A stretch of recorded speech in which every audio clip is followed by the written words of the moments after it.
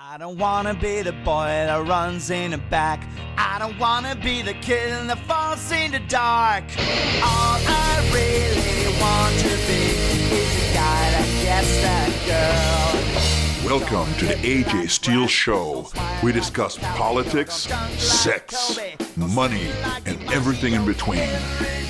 And now, here's your host, an immigrant, a self-made millionaire, an American, AJ Steele.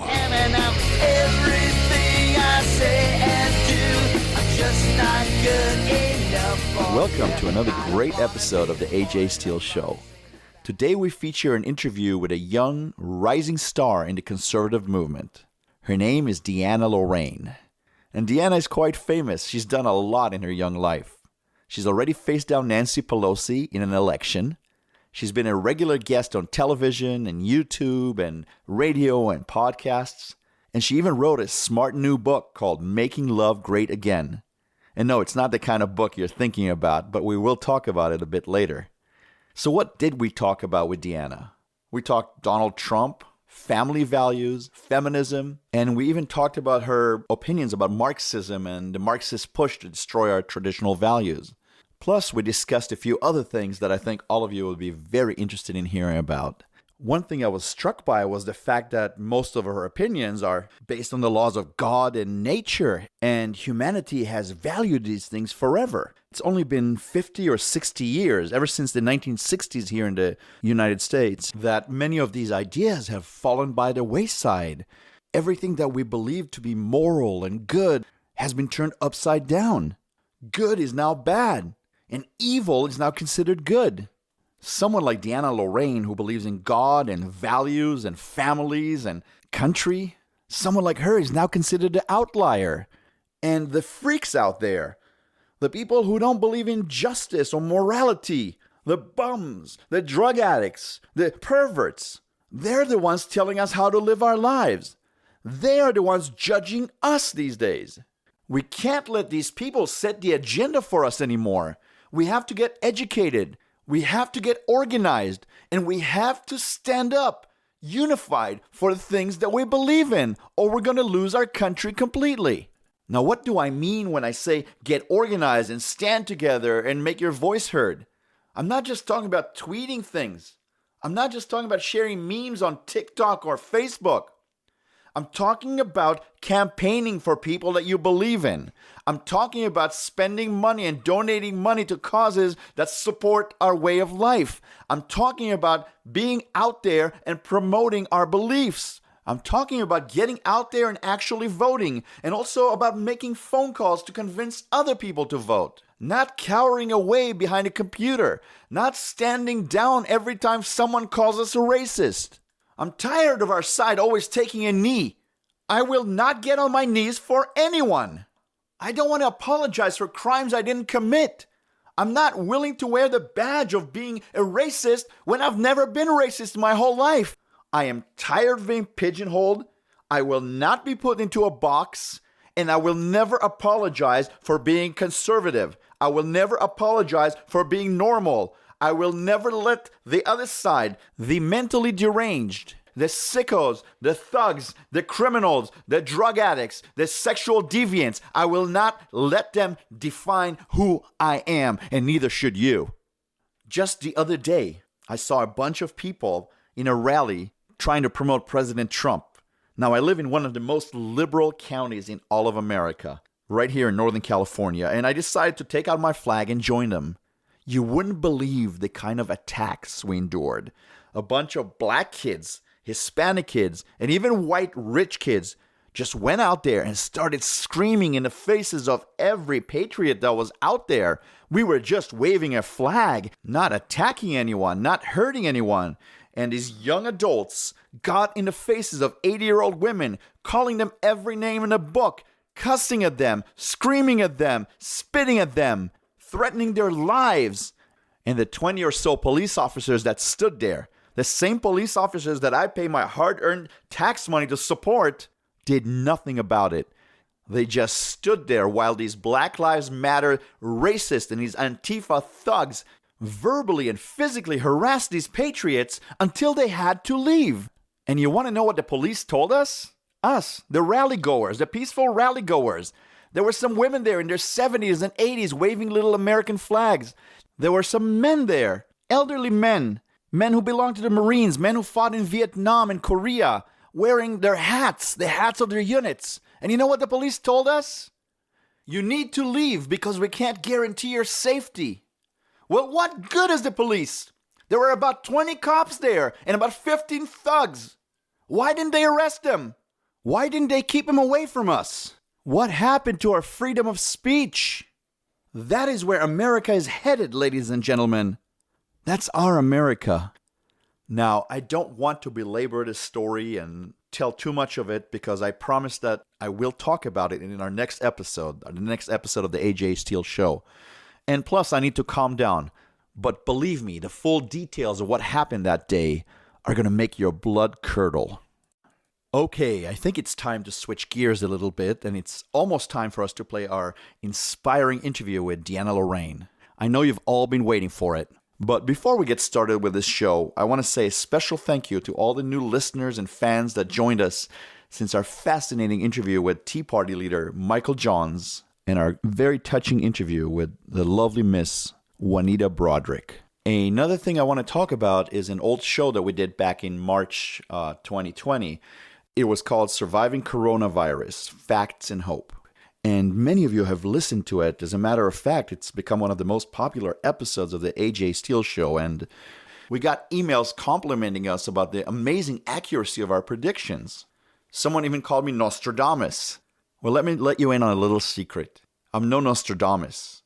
All the facts about the Wuhan virus were always out there for anyone to see. All we did was gather up the facts, use medical knowledge, read the data rationally, and most of all, we applied logic. The media and the liberals did a number on all of us and created an unnecessary panic and a financial disaster. This is just a continuation of a long line of liberal dramas that have very little to do with science and reality and everything to do with politics, including the Russia collusion hoax, the Ukraine impeachment scandal, the P dossier, and the current racial hatred narrative that we're dealing with. Look, I know you're going to hear a lot of sides and a lot of different narratives, but I want to promise you one thing. We will always do a lot of research here to make sure that we do not give you any false information. And all of our opinions will always be based on the best information available. We deal with facts and we deal with opinions that come from facts. We're not going to do any hyperbole or fake news here. You may not like or even appreciate our opinions or what we have to say. That is your right. But I absolutely promise you that we will never lie to you on the AJ Steele Show. Listen, I think I talked enough. When we get back from our short break, you are going to hear DeAnna Lorraine, a dynamite lady and a dynamite interview. Don't go anywhere. All I really want to be is the guy that gets the girl. The AJ Steele Show. Think of your loudmouth best friend, hated by all the wives, because he tells it just like it is. Finally see your love belongs to me. Welcome to the AJ Steele Show, DeAnna. I'd like to start at the very, very beginning. So you're a young lady, you live in California, and you happen to be an avowed conservative. Tell me about your childhood and what led to your current politics. I have a book called Making Love Great Again, and I talk a lot about that too in my book. But basically, I come from a family of mostly Republicans, and there are a lot of like Catholic Republicans in my family, and they have all worked really hard to get where they are today. They have businesses, most of them of their own, and some, my grandparents on my dad's side came from Sicily, so they came to New York, and they were very proud when they became an American citizen. And everyone in my family, they worked really hard to get to where they were. A lot of them, my grandparents especially, they were not wealthy people at first. so they understand the value of working hard, taking personal responsibility for your life, and not just being a victim in life. We had a lot of faith in our family. We would go to church every Sunday, and as a Catholic, so all of these values were really instilled in me at a young age, which I'm very grateful for. But I would say, in my like college years and early 20s, I went through a bit of a liberal stage for a little while, because it's kind of hard not to when you're in my generation. You're a millennial, and there's a lot of that liberal indoctrination going on around you, especially in the colleges, especially then. But through a period of time where I would maybe be a little bit more liberal, although I mostly voted Republicans, it wasn't until really Obama's last couple of years that I saw really the destruction of liberalism and the deep state for what they really were. I just thought for a while liberals were kind of stupid, to be honest with you, excuse me, but they weren't very sensical. But it took me until the last few years of Obama's presidency to really wake up and see they're not just nonsensical, they're actually destructive and intentionally destructive. The Democrat leaders are. So I researched a lot, and I really took it upon myself to try to get my hands on every kind of book, political book, and book about liberalism and conservatism, books about Obama and the Clintons. And I got to really understand what was really going on in our world behind the scenes that we weren't hearing about. And everything that is told to us is not necessarily the truth. There's a lot of lies. There's a whole illusion out there. So luckily Obama, because I couldn't stand him so much, and I realized he was really taking our country down a horrible path, he woke me up. He woke me up and got me to research and got me to see things with my own eyes. And ever since that, I became a very strong Republican, and more like farther to the right, extremely conservative, very outspoken conservative. And threw the whole political correctness thing out the window, because I feel like if we want our country back, we cannot be politically correct. We have to fight for it. We have to tell the truth. We have to not be afraid to hurt people's feelings by telling the truth. Oh, absolutely. And I live out here in California just like you. I'm in the San Francisco Bay Area. And I know that it can't be easy for you to be an open conservative right here in the lion's den of Antifa and Hollywood and unhinged liberals. Basically, this is Nancy Pelosi country. So where do you get the drive? Where do you get this energy to fight back? And have you had to deal with a lot of crazy liberals who are trying to make your life miserable? Yeah. I mean, some people, but definitely on social media, I definitely get a lot of lurkers and crazy people. But I guess I would say I get my guts from God. He gave me the gift of boldness, I would say. And he gave me a voice. He gave me the gift of communication and telling the truth. So I feel like he gave me these gifts, and I need to use them in a way that bolsters my platform and brings people closer to him, that brings people to the truth, the side of the truth. And, people who tell the truth in these days are bold. We would never really think that 100 years ago, but in order to tell the truth now, you really do. It requires boldness. But in the end, it's for the purpose of helping humanity. It's for the purpose of restoring America, because truth is love. Truth, we can only heal our land through truth and through justice.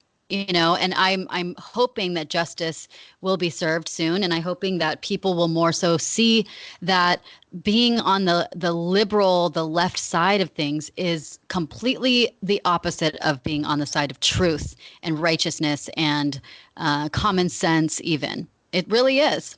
I absolutely agree with you. And now, how about all these highly funded left-wing action groups? Have they been bothering you? I was just going to say, recently I've been more so, I've got like Right Wing Watch totally hot on my trail, and Media Matters. And if you know about them, they're just, they're owned by Soros and David Brock and everything. And since I got them on my trail, I have picked up a lot more trolls. The trolls are everywhere. They're flooding my social media now. And it's easy to spot them, obviously. They just say the same scripted things over and over again, and I block them. But, it is frustrating when you look in your inbox and people say, kill yourself. You need to die. You are the filthiest, most horrible human being ever. Wow. These are horrible things to hear. Absolutely. And, this kind of politics of destruction has just gotten worse and worse since President Trump became president. I want to talk a little bit about your book. You're a Catholic, but your book is called Make Love Great Again. And I love that title. Now, as a full-blooded male, I've said for years that men should be allowed to be men and women should be allowed to be women. We're different, and that's a beautiful thing. Is that the premise of your book? The premise of my book is that's part of it. That's definitely a theme in the book.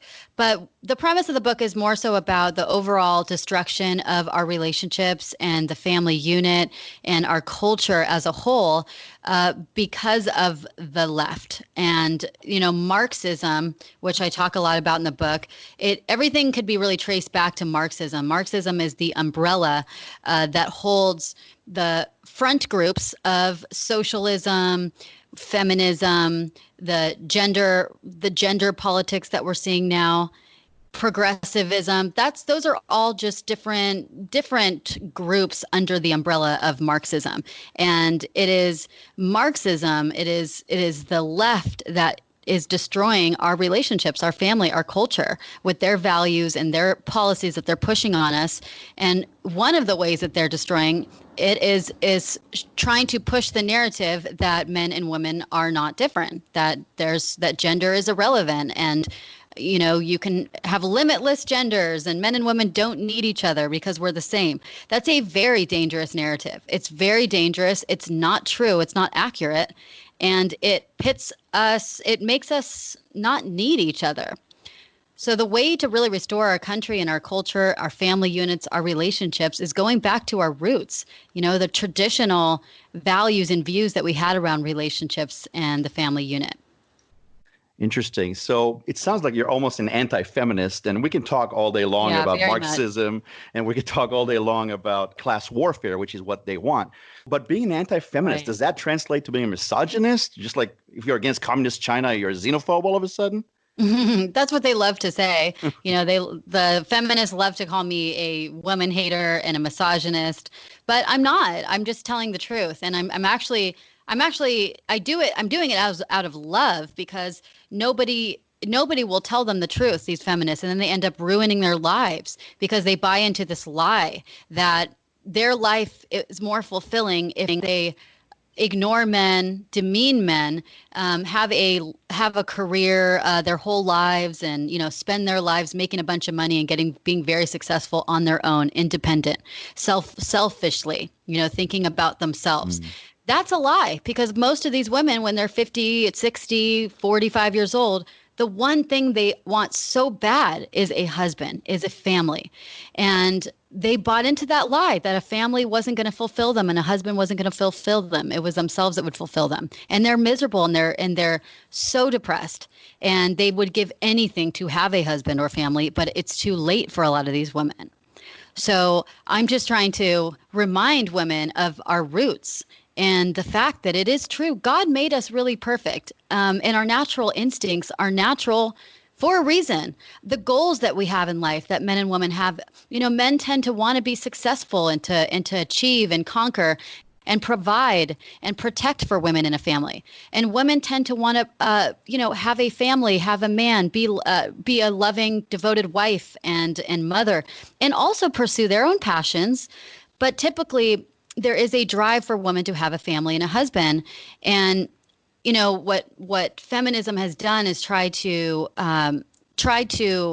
rid women of their natural instincts. And they can only suppress those instincts for so long. And the feminists are so evil. They know that. They know that they can buy themselves about 10, 20 years. They can get a lot of women to go to work, put money into the government, into taxing them.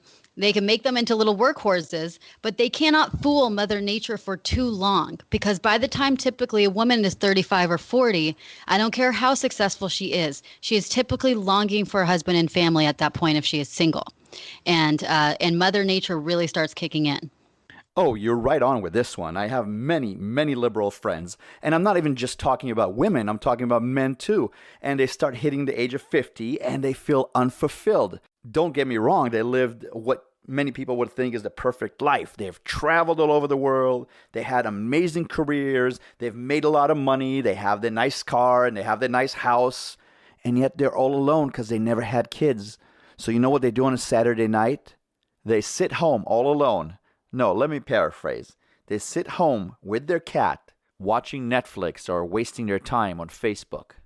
You're listening to the AJ Steele Show, where no topic is off limits, no discussion too harsh, no truth more true.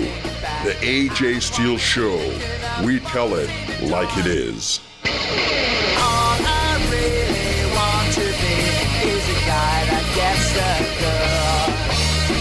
All I really want to be. So, DeAnna, all the people we spoke about up to now are normal heterosexual couples. But we haven't touched on the gay movement yet. I guess my question to you is, what kind of a role do you think the gay movement has in this anti-family, anti-tradition narrative?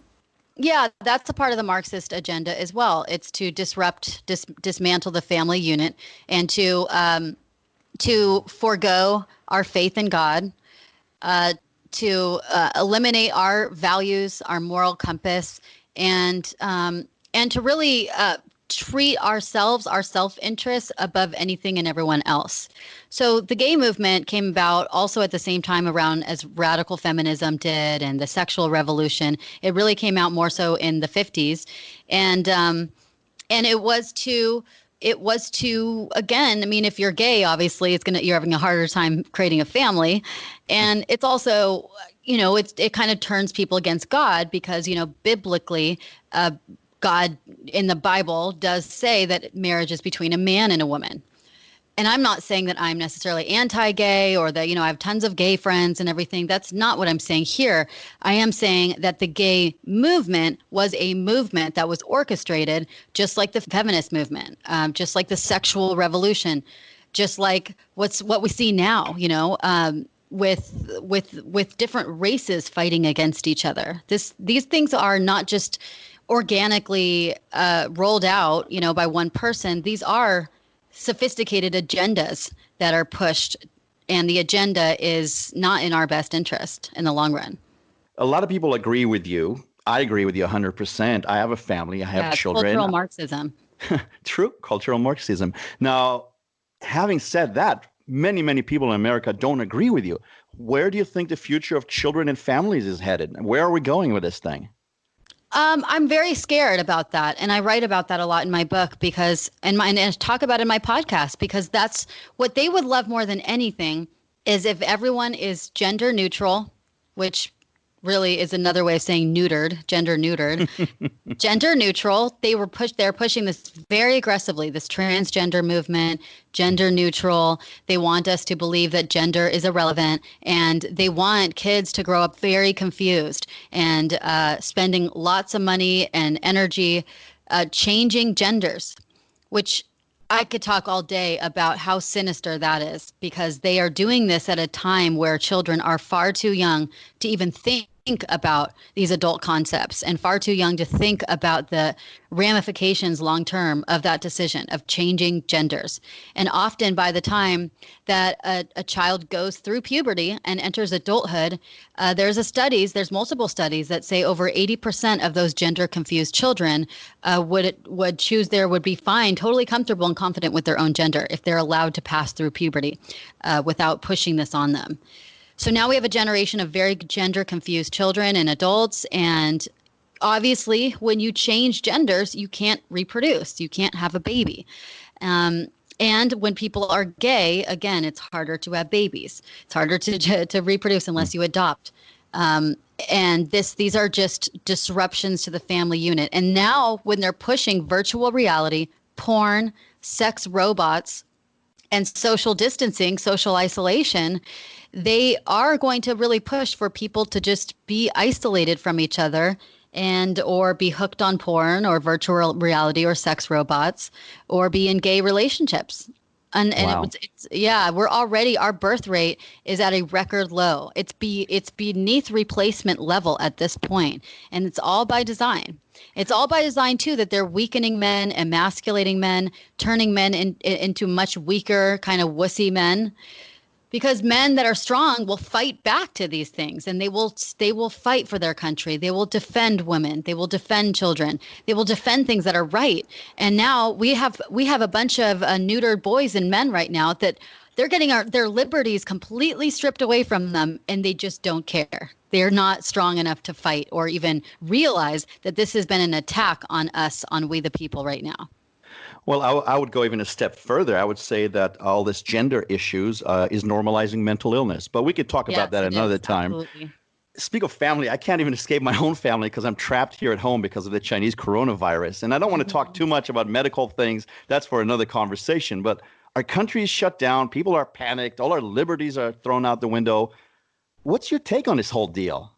Oh, I mean, you guys should definitely follow me on Twitter, by the way. It's DeAnna 4 Congress with the number 4. I sound off on it every day. I'm very fiery on Twitter and social media and Facebook because I just can't keep it in. I mean, this is an attack on our liberty. This is an attack on our Constitution, and it's disgusting, and it is orchestrated. I'm not saying that the virus itself is a hoax, but I am saying, and this is a scientific fact, most people that die, almost all the people that die from the coronavirus are the same people that would die from the flu. They're typically over 85 years old. They have pre-existing and coexisting health conditions, or they're morbidly obese. This is reality. And yet we're closing the entire world, and we're putting good Americans and the citizens under house arrest and arresting people for daring to open a business and keeping us socially distanced, crashing our economy. It's sinister. It's really sinister. And of course, the benefit goes to the left. The left benefits from this because they're then able to usher in a system of mass surveillance and control with contact tracing, with testing. And they also, I know that if the left got their way, they would want mandatory vaccines. Okay. And they also get to benefit because they're doing voting over mail-in ballots, okay, so that it's much easier for them to cheat. They benefit from the economy crashing so that they could blame it on Trump and try to win the election that way. So there's a lot of things that the left is benefiting from by keeping us in this lockdown state and by keeping this farce that the coronavirus is this massive, massive, deadly disease that we need to be afraid of our whole lives. It's not. It's not. But the left benefits from perpetuating this fear. And fear is a very, very powerful tool of control. I think it's very peculiar that 26 states that are run by Republicans are open for business and 24 Democrat states are still shut down. So we know it's not all about science. It's about politics, right? Right. Exactly. Of course it is. It's all about the election. But the liberals also have to pay the bills. They can't do that if they don't get tax money. What's the benefit there? Well, they are so brainwashed. Most of the liberals are sheep, and they're listening blindly to whatever the media is spoon feeding them. So they're willing, and I've talked to them, they're willing to give up their liberties, their rights. They're willing to be tracked and traced, forced to vaccinate. They're willing to social isolate. They're willing to lose money because they are controlled by this fear. And they think that it's that serious. They also get pleasure out of blaming Trump for it. They do. They do get sick pleasure out of blaming Trump for it and saying, see, Trump is bad. Trump made this happen. It's Trump. Trump is to blame because he did all these things wrong and we wouldn't be here. They buy into all of this. So they are also getting something out of it, even though by all, in any rational sense, they're not. They're totally losing. Well, we both live in California. I say that over and over. And we both know that many of the useful idiots that we call neighbors are totally falling for this program, just like little Nazi soldiers. Exactly. But when it comes to election time, you know they're going to vote Democrat. You ran against Nancy Pelosi. You know what conservatives are up against here. Is there any hope for us in this state? You know, I really thought there was hope. That's why I decided to run. And I ran for Congress against Nancy Pelosi, the women at the helm of all of this destruction. So I really did feel like there was hope for California. But I do remain an optimist. I am an optimist. But I have to say, some certain things are leading me to believe that maybe this is a lost state. For instance, in the most recent local elections in San Francisco, as you probably know, the local San Francisco's voters, they voted overwhelmingly for the new Attorney General, Chesa Boudin. Boudin is an outspoken literal communist, and his parents were in a domestic terrorist organization called the Weather Underground. They were imprisoned when he was a child for murdering cops and inciting violence. And he won the hearts of San Franciscans on the promise that he would decriminalize gangs, decriminalize what he calls quality of life crimes. So defecating on the streets, theft, car burglaries, camping, public, homelessness, sex on the streets. He said, none of that should be a crime. And in fact, we're going to loosen that up more. So that's what won the hearts of San Francisco voters. And then, we have my election, which, again, they voted overwhelmingly for a radical socialist, Shahid Buttar. Instead of voting a Republican, they voted overwhelmingly. He won by quite a landslide, Shahid Buttar, and he is a radical socialist endorsed by Bernie Sanders. He is a Justice Democrat style AOC type who believes that Nancy Pelosi is not at all far left enough. So that's his big complaint against Nancy Pelosi. She's not far left enough.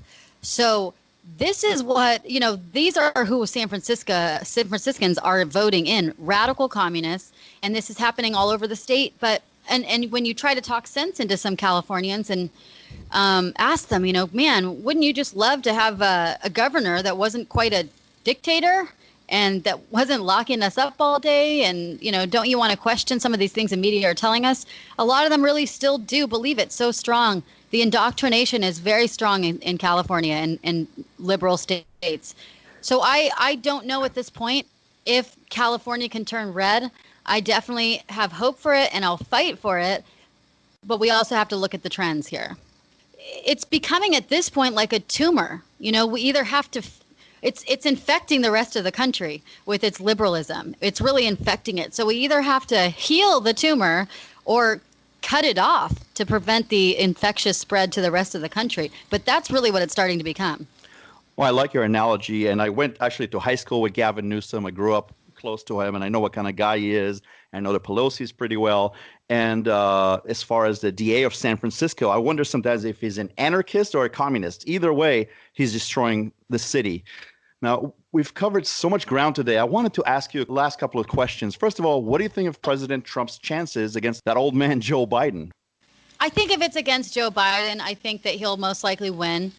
And I know we're all going to come out in full force, but I will say if it's someone like Kamala Harris or if it's, Michelle Obama or Hillary Clinton, we would have a little bit more of a challenge. I mean, obviously, Joe Biden is senile. He's demented. He says all the wrong things. He's inappropriate. He's creepy. And now he might actually, and he has some criminal charges against him, too. So President Trump is just so much of a stronger force and so much he carries so much more energy and enthusiasm. But the other people, they would give him a run for his money, I think. And I think that would be a little more scary. With all that being said, though, as much as I love Trump, I know that from other supporters and everything, and for myself, that he needs to start taking action soon. And we are all waiting for him to step in and take action and stop all of this tyranny. We want him to stop certain things like the contact tracing HR 666 bill from ever being passed and speak loudly about that, about his condemning that. And we haven't yet to hear that from him. So a lot of people are getting very nervous. A lot of people are also wondering with his constant talk about vaccines and testing and mobilizing the military, if that may be a mandated vaccine. These would be red lines, I know, for people that would not vote for him if that was the case. We also want to, we want to see justice. We know how criminal and corrupt Obama is, and the Clintons, and Comey, and Adam Schiff, and the whole gang, that started Russiagate. We know, but we're kind of at this point tired of him talking about it. we want action. We want justice. And if that justice doesn't end up in arrests before his election, I know there's going to be a lot of disappointed and disheartened Republicans. And we're going to start feeling like justice is only for one side only. The deep state is not, in fact, getting taken down, which is one of Trump's promises. And we may not vote. So I'm not saying this to worry everyone, but there's conditions, I think, for a lot of people to vote for President Trump. It's not going to be as easy as a win as last time. And he does have to prove himself trustworthy again over the next couple months, because there's some disheartened people out there right now. Just to be fair to President Trump, he's not a dictator, and he does not control the judiciary, and he does not control Congress. So we want all these things, and I have a feeling he wants them too. He wants to see Obama in jail. We all do. But unfortunately, he can't just decree that. So I think people need to give him a little chance. And he has a lot of enemies, even within the Republican Party, don't you think? Of course, absolutely. But, this was all supposed to be, 4 years, I think. I'm not sure. It seems like a long enough time to restructure that, and seems like a long enough time to, look, they prosecuted General Flynn and Roger Stone, and Manafort. Those people got prosecuted quickly, investigated, went to jail. So why is it different for a lot of these other people? Good point. Yeah, it said those things, those investigations and indictments happen very fast. Why is it taking more than 4 years for these investigations of people that truly did commit crimes?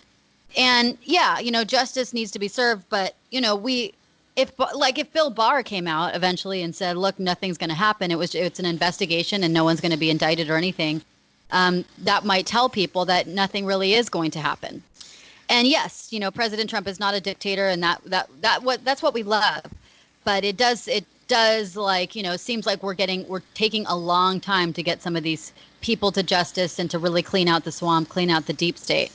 But he would be better, of course, than anyone. And, I am the strongest Trump supporter you can ever find. I am a diehard Trump supporter. So I say that to convey the voice of a lot of people that I know that I'm talking to, and to put Trump, to hold him accountable too. This is the most important election of our century. This truly is the most important election. But one of his promises was to give power back to the people and was to drain the swamp, drain the deep state. So we just want to see him fulfill that promise. And I think he will. DeAnna, this went by so fast. I had such a good time talking to you. Yeah, anytime. What's in your future? What kind of plans do you have? Are you going to run again? Do you have any bigger things planned? Yes, I may run again. I'm definitely considering running again. Next time I'll be wiser and stronger and have a better support system even than the last time. Right now I'm about to publish a book. I've wrote a book. I'm about to publish it. It will be out by June 1st, and it's called Fighting Nancy Pelosi. 21 Lessons I Learned Fighting Nancy Pelosi and the Swamp. So it's going to talk all about the good, bad, and the ugly of my campaign, and what other people can learn too if they want to be a stronger leader in the movement and also potentially run for office. So I'm getting the book published by the 1st of July. I am doing my podcast at least 3 days a week, Tuesday, Wednesday, Thursday, on my YouTube, iTunes, and definitely, doing all my power, everything in my power to get the president reelected. And of course, I'm remaining on the front lines, being a very bold voice of truth and patriotism, as you can see on social media. So definitely follow my social media. It's very active. DeAnna, first of all, God bless you. And God thank you so much. Thank you. And thank you so much for coming on the AJ Steele Show. We wish you all the best, and I hope that you will visit us again in the near future. Absolutely. Thanks so much, AJ. I don't wanna be the boy that runs in the back. I don't wanna be the kid that falls in the dark. All I really want to be is the guy that gets that girl. Don't look like Brad Pitt, don't smile like DiCaprio, don't dunk like Kobe, don't swing like DiMaggio. Everything I say and do, I'm just not good enough for you. Don't kick like Bruce Lee, don't fly like Superman, not smart like Einstein, don't rap like Eminem. Everything I say and do, I'm just not good enough for you. I don't wanna be the boy that runs in the back. I don't wanna be the kid that falls in the dark. All I really want to be is the guy that gets the girl.